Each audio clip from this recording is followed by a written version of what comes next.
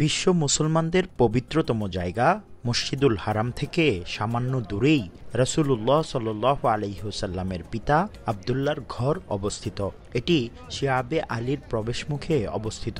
বনি হাশেম গোত্র যেখানে বাস করত সেটি শিয়াবে আলী হিসেবে তখন পরিচিত ছিল।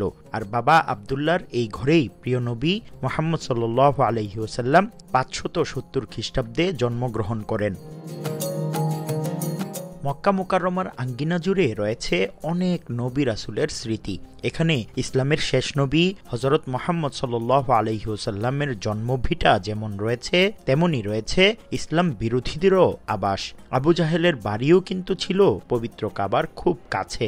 বর্তমানে হযরত রাসূলুল্লাহ সাল্লাল্লাহু আলাইহি ওয়াসাল্লামের জন্মভিটাকে বানানো হয়েছে একটি লাইব্রেরি, যার নাম রাখা হয়েছে মক্কা লাইব্রেরি নামে। আর ইসলামের দুশমন আবু জাহেলের ভিটাকে করা হয়েছে টয়লেট।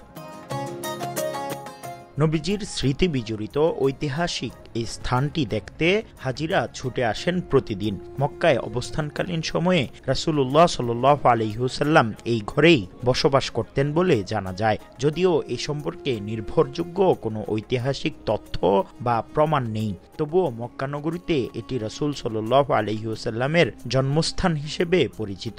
ওসমানী শাসনামলে এই বাড়িটি মসজিদ হিসেবে ব্যবহৃত হতো।